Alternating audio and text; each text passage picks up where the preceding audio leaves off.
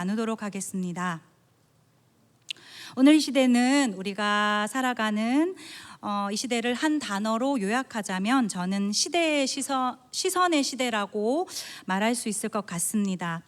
우리는 보이지 않는 수많은 시선 속에서 살아갑니다. 부모님의 시선, 자녀들의 시선, 직장 안에서의 시선, 교회의 시선, 그리고 우리가 살아가는 세상 안에서는 거대한 누군가의 시선 속에 끊임없이 자신을 평가하고 또 평가당하며 살아가고 있습니다.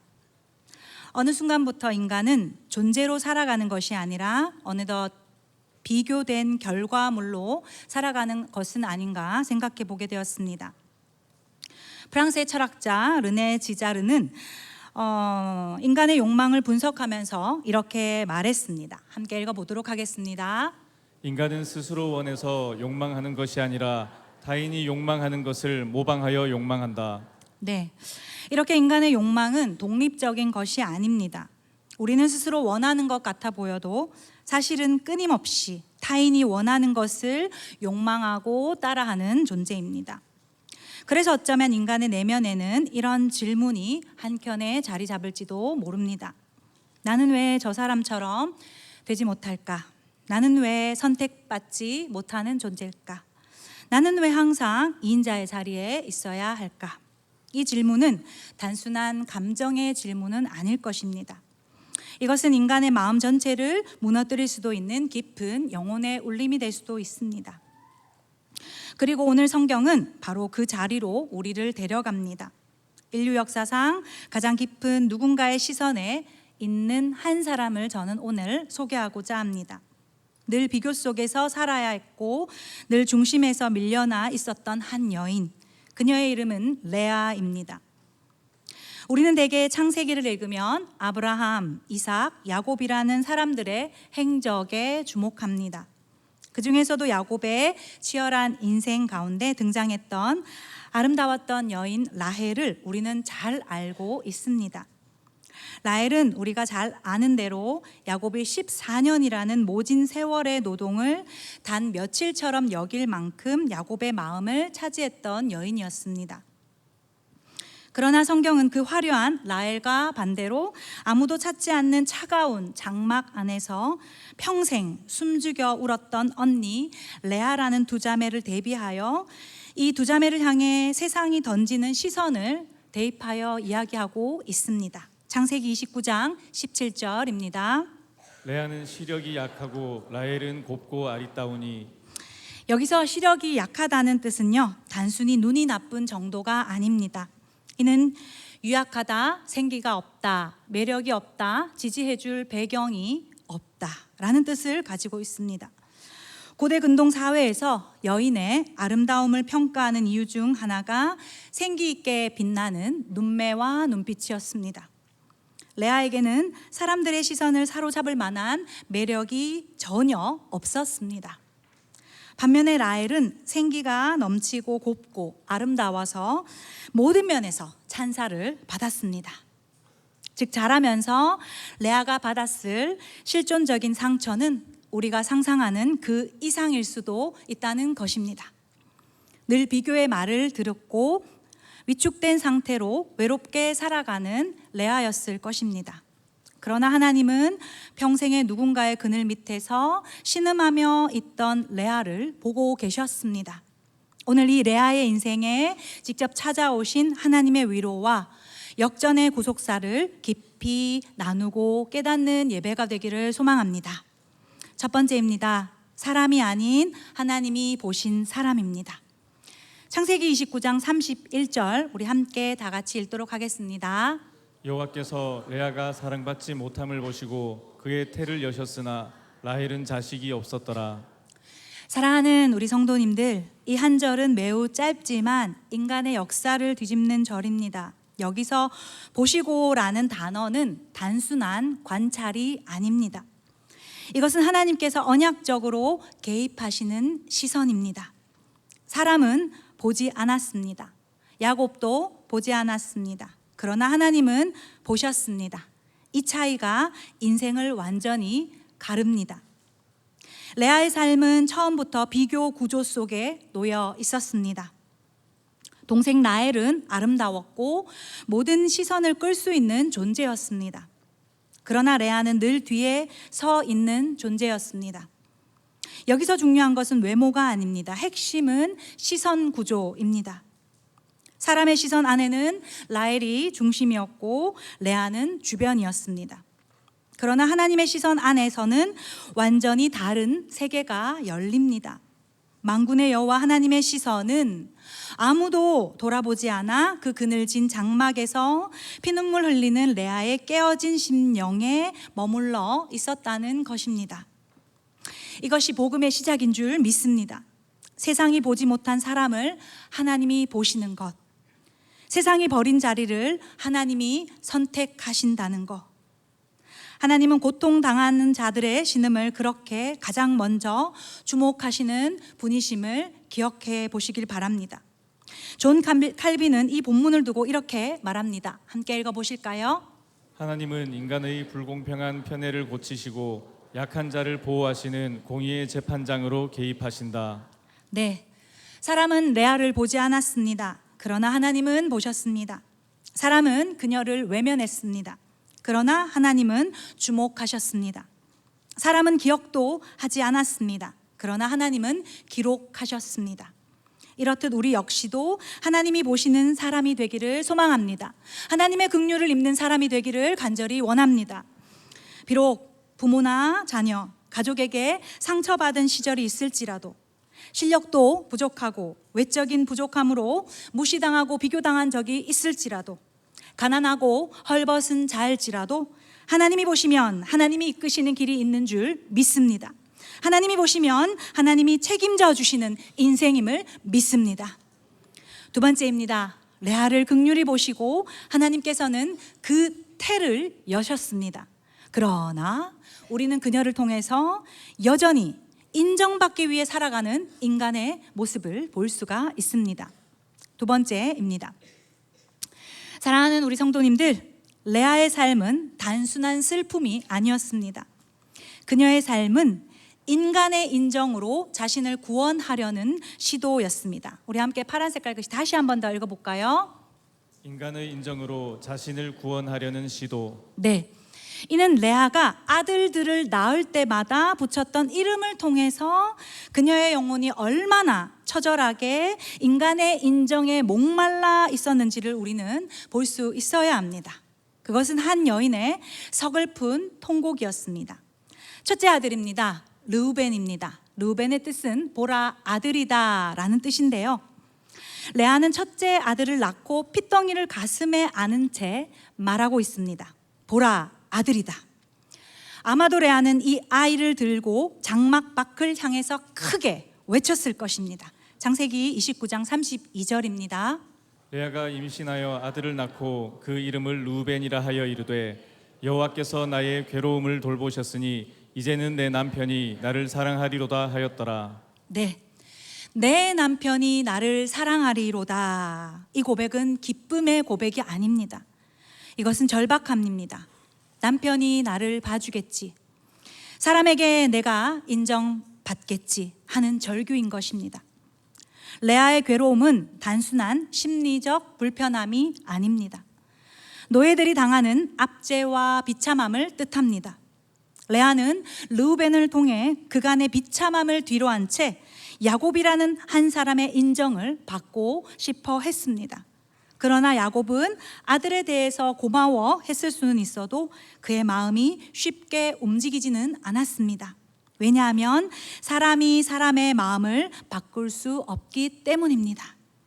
아무리 많은 것을 주어도, 아무리 희생하고 헌신해도 인간은 사람의 사랑을 강제로 얻어낼 수 없습니다. 사람의 마음은 우리의 노력으로 통제할 수 있는 영역이 아닌 것입니다. 사람이 사람을 회복시킬 수도 없습니다. 사람이 사람을 완성시킬 수도 없습니다. 오직 하나님만이 상한 마음을 회복하시고, 오직 하나님만이 공허한 영혼을 채우시며, 오직 하나님만이 인간 존재를 완성하실 수 있음을 믿습니다. 그렇게 우리는 사람의 인정으로 살아가는 비극적인 인생이 아니라 하나님의 사랑으로 살아가는 행복한 인생을 살기를 간절히 원합니다. 두 번째, 시므온입니다. 시므온의 뜻은 들으심인데요. 창세기 29장 33절을 같이 읽어보도록 하겠습니다. 그가 다시 임신하여 아들을 낳고 이르되 여호와께서 내가 사랑받지 못함을 들으셨으므로 내게 이 아들도 주셨도다 하고 그의 이름을 시므온이라 하였으며. 네, 여호와께서 레아가 사랑받지 못함을 들으셨으므로 라고 적혀져 있습니다. 이는 레아가 미움받았다는 것입니다. 그러니까 레아는 사람에게 소외당하는 것을 넘어서 미움의 대상이었습니다. 여기서 그녀는 여전히 하나님을 향해서 이렇게 기도합니다. 하나님, 제 비참함을 들으시고 아들을 주신 것은 감사합니다. 그런데요, 제 현실은 조금도 바뀌지 않습니다. 제 현실을 바꿔주세요. 이렇게 레아의 목적지는 여전히 바뀌지 않습니다. 하나님께 기도는 하고 있지만, 눈물은 흘리고 있지만 여전히 사람을 보고 있는 상태입니다. 이것이 인간의 종교성입니다. 우리에게는 인간의 인정으로 나를 구원하려는 시도는 없을까요? 섬기고 헌신하고 희생하지만 사람에게서 위안을 얻고 사람에게서 인정을 얻고자 한다면 그 인생은 여전히 서글픈 통곡이자 열매 없는 기림을 기억해야 합니다. 세 번째, 레위입니다.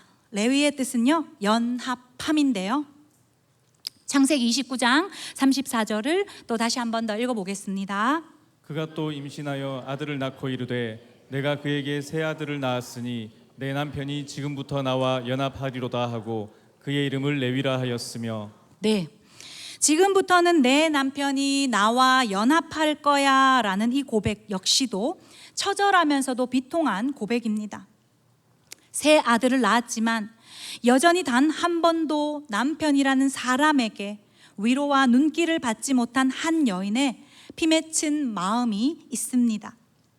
팀 켈러 목사의 내가 만든 신이라는 책의 내용과 접목해보면 레아는 인간의 전형적인 타락한 상태였습니다. 오전에 담임 목사님이 말씀하신 것처럼 여전히 죄성을 가진 상태인 것입니다. 하나님이 주신 엄청난 복, 새 아들을 누리면서도 정작 그녀에게 임한 복은 사람의 인정을 받아내는 도구였습니다. 그러므로 우리는 축복을 축복으로 여기며 순수하게 감사할 수 있는 우리 모두가 되기를 소망합니다. 여기서 우리는 레아를 통해 인간의 욕망이 끝까지 절정에 이를 수 있다는 것을 알게 됩니다. 그러니까 레아는요, 레위를 낳은 상태에서 지금부터 관계로 나를 증명하겠다. 지금부터는 나는 나랑 연결되는 사람과 나를 완성하겠다. 그러나 이것이 바로 인간의 본질상 진노의 상태의 모습이라는 것입니다. 사랑하는 우리 성도님들, 오늘 우리의 모습도 여기에 있을 수 있습니다. 인정받지 못하면 무너지는 사람, 비교 없이는 존재할 수 없는 사람, 타인의 평가로 하루가 결정되는 사람, 우습지만 좋아요 숫자에 마음이 흔들리는 사람. 이것이 바로 현대인의 레아인 것입니다. 그러나 기억하십시오. 사람에게 목을 매는 인생, 유한한 사람의 인정으로 존재를 증명한다는 것은 결국 그 인생도 유한한 인간처럼 약하여 언젠가는 거품처럼 사라질 수 있다는 것입니다. 인간이란 존재는 타인의 영혼을 온전히 만족시킬 수 있는 사랑이 없습니다. 왜냐하면 인간은 죄로 인해 깨어진 파편에 불과하기 때문입니다. 그러므로 사람이 아무리 사람으로 채워도 사람을 완전히 충만케 하는 것은 오직 하나님밖에 없다는 것을 믿으시기를 바랍니다. 세 번째입니다. 그럼에도 불구하고 하나님은 우리의 시선을 결국 뒤집기를 원하십니다. 넷째, 유다가 출생됩니다. 유다를 출생한 이후에 레아는 결정적인 고백을 하고 레아의 인생에 있어서도 결정적인 순간이 찾아왔습니다. 오늘 본문 35절을 다 함께 크게 읽겠습니다. 그가 또 임신하여 아들을 낳고 이르되 내가 이제는 여호와를 찬송하리로다 하고 이로 말미암아 그가 그의 이름을 유다라 하였고 그의 출산이 멈추었더라. 네, 여기서 이제는 이라는 레아의 고백은 아주 중요합니다.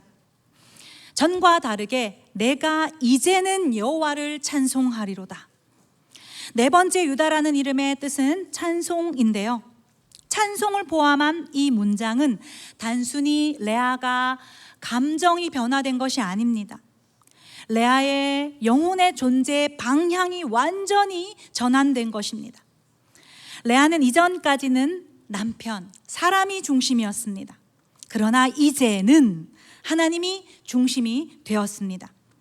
레아의 고백 속에서 평생 그녀의 목을 죄어왔던 단어, 사람이라는 존재가 흔적도 없이 이제는 사라졌습니다. 사람으로 채우려 했던 그 인생에 더 이상 사람이 들어가지 않게 된 것입니다. 유다전의 세 아들의 이름을 뜻을 다시 한번 떠올려 보십시오. 이전에는 사람을 바라보았습니다. 이제 내 남편이 나를 사랑할 거야. 이제 내 남편이 나와 연합하리로다 하며 사람의 인정을 갈구한 처절한 레아의 인생이 유다의 출생 이후에는 그녀를 늘 한결같이 신실하게 보고 계셨던 하나님을 바라보게 되었습니다. 하나님을 보게 되었습니다. 레아의 심령이 완전히 새롭게 쪼개진 것입니다. 레아는 처음부터 하나님을 바라본 사람이 아니었습니다. 바뀌지 않는 현실 속에서, 채워지지 않는 공허함 속에서, 지독한 외로움의 장막에서 홀로 깊이 하나님을 기도하며 대면할 때 비로소 처절히 회개하며 깨달았습니다. 아, 내가 찾고 있는 것을 야곱이 줄 수 없구나. 아, 인간이 내 영혼의 갈증을 해결할 순 없구나. 사람이 내 존재의 가치를 결정하는 게 아니구나. 그렇다면 왜 나는 지금까지 비교하며 살았던가? 왜 나는 지금까지 상처에 묶여서 끌려다녔단 말인가?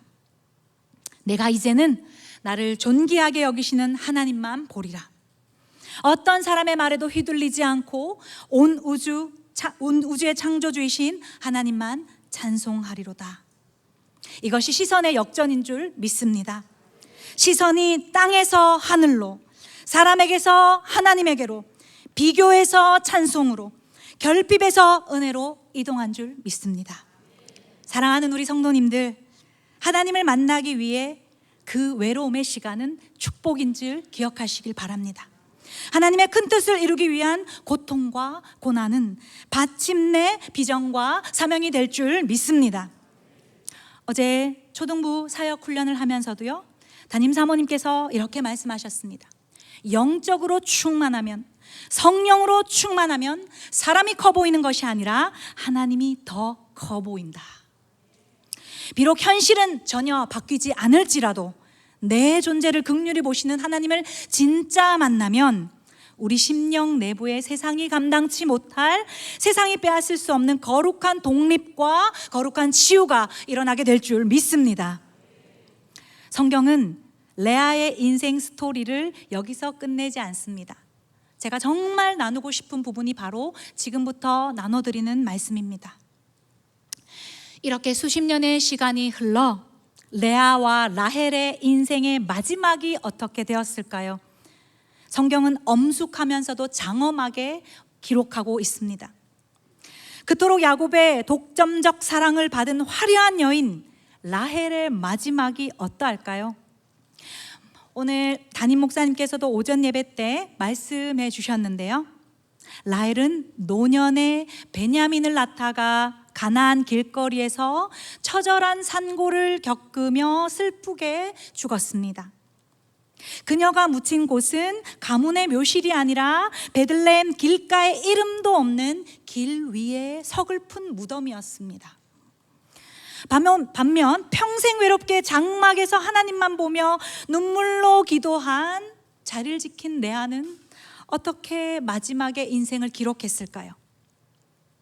야곱이 파란만장한 인생을 다 겪고 노년이 되어서 130세가 넘은 나이로 죽게 되었을 때 그가 숨을 거두기 직전에 가슴을 쥐어짜며 아들들에게 남긴 마지막 당부이자 유언이 기록되어 있습니다.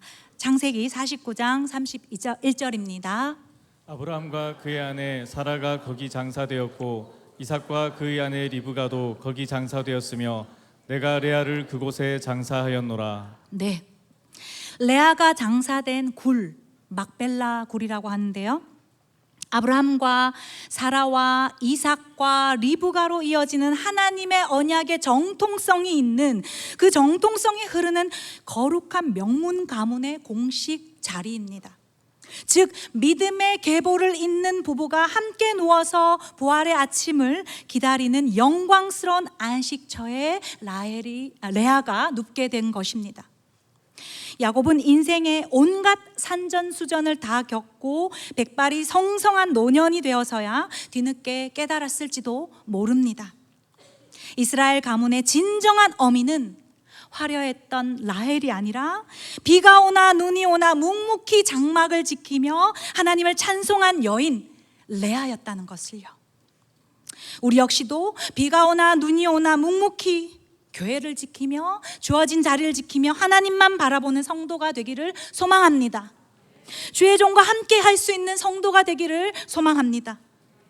상처받지 않는 것이 위대한 것이 아니라 상처를 가지고도 묵묵히 자리를 지켜나가는 것, 그 어떤 순간에도 열린 마음으로 교회의 자리를 지키는 것, 그것이 위대한 성도의 일인 줄 믿습니다.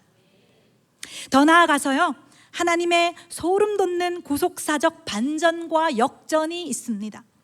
멈추지 않는 하나님의 구속사를 우리는 잘 알고 계실 것입니다. 레아가 자신의 시선을 하나님께만 고정하고 인간에 대한 인정과 집착을 완전히 끊어내어 낳았던 그 넷째 유다의 가문에 누가 오십니까? 이스라엘 역사상 가장 위대한 왕 다윗이 태어납니다.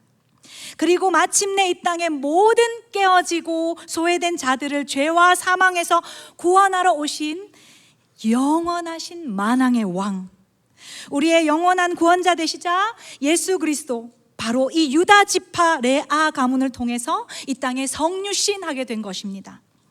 뿐만 아니라 평생 하나님의 성전에서 예배를 살피는 거룩한 제사장 지파가 된 레위 역시 레아의 셋째 아들이지 않습니까?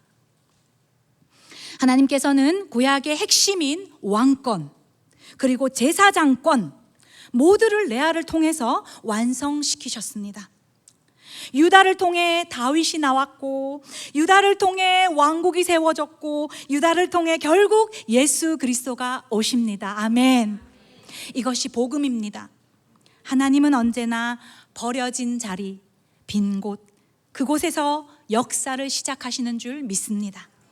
내 심령이 지금 비워져야 합니다. 내 심령이 지금은 버려져야 합니다. 하나님의 구속사는 인간의 매력이나 조건이 아닌, 겉모양의 화려함이 아닌 전적인 하나님의 주권에 의하여서 선택되어지고 흘러가는 줄 믿습니다. 이제 우리는 각자에게 질문을 던져봐야 합니다. 그렇다면 나는 누구의 시선을 의식하며 살아가고 있습니까? 누구의 시선 안에서 살아가고 있습니까? 무엇으로 나를 증명하려고 합니까? 나는 나를 유지하기 위해 무슨 방법으로 살아가고 있습니까? 그리고 더 깊은 질문을 던져봅시다. 나는 하나님의 영으로 살아가고 있습니까? 지금 나의 삶은 하나님이 원하시는 진짜 예수 제자의 삶입니까? 무엇을 하는 것보다 더 중요한 것이 어떻게 사느냐임을 기억하시기를 바랍니다. 다 같이 한 번 더 읽어볼까요? 무엇을 하는 것보다 더 중요한 것은 어떻게 사느냐. 네, 이제 말씀을 정리하겠습니다. 레아의 삶은 이렇게 끝이 났습니다. 사람은 그녀를 보지 않았습니다. 그러나 하나님은 그녀를 사용하셨습니다. 사람은 그녀를 평가했습니다. 그러나 하나님은 그녀를 구속사에 넣으셨습니다. 십자가야말로 가장 위대한 시선의 역전인 줄 믿습니다. 세상은 십자가를 패배라고 보지만, 세상은 십자가를 수치라고 보지만, 세상은 십자가를 실패라고 보지만, 하나님은 그 실패를 통해 인류의 구원을 이루셨습니다. 패배하셨습니까? 수치를 당하고 계십니까? 실패하셨습니까? 넘어져 계십니까? 괜찮습니다. 사람들이 버린 그 돌이 모퉁이의 머릿돌이 되게 하셨듯 우리 역시 모두가 다 십자가 아래에 있는 레와와 같은 사람들입니다. 사랑받을 만해서 사랑받는 거 아닙니다. 축복받을 만해서 축복받는 거 아닙니다. 선택받을 만해서 선택받는 거 아닙니다. 오직 은혜로, 오직 긍휼로, 오직 하나님의 사랑으로 주님께서 우리를 붙드신 것입니다. 오늘 우리의 인생도 이 역전을 경험하게 될 줄 믿습니다. 사람의 시선에서 벗어나 하나님의 시선으로 들어가는 역전, 비교의 자리에서 은혜의 자리로 옮겨지는 역전, 인정 중독에서 예수 중독으로 옮겨지는 역전, 결핍의식에서 복음 충만으로 옮겨지는 역전, 관계의 몰입에서 관계의 몰두에서 하나님 집중으로 옮겨지는 역전. 사람을 구걸하는 인생이 아니라 하나님을 구하는 인생으로 옮겨지는 역전. 우리의 고백도 레아의 고백과 같아지기를 바랍니다. 부모님 때문도 아니고 환경 때문도 아니고 자녀 때문도 아니며 넉넉한 조건도 아니고 외적인 조건도 아니며 실력이 출중한 것도 아닙니다. 오직 하나님 한 분 때문에 드리는 고백, 내가 이제는 여호와를 찬송하리로다. 같이 하실까요? 내가 이제는 여호와를 찬송하리로다. 한 번 더요. 내가 이제는 여호와를 찬송하리로다. 아멘. 이 고백이 오늘 우리의 고백이 되어 삶의 열매, 인생의 열매가 아름다워지기를 원합니다. 이 고백이 우리 가정과 우리 교회의 고백이 되어 사명과 비전의 열매가 제대로 맺히기를 소망합니다. 우리 남은 인생이 유다 지파의 사자 되시며 레아의 눈물을 구속사의 영광으로 바꾸신 그리스도를 영원히 찬송하며 주중에 일주일 동안 삶의 예배로 하나님 앞에 영광 올려드리시는 우리 모든 거룩하신 사랑하는 대응의 성도님들 되시기를 소망합니다. 우리 함께 찬양하겠습니다.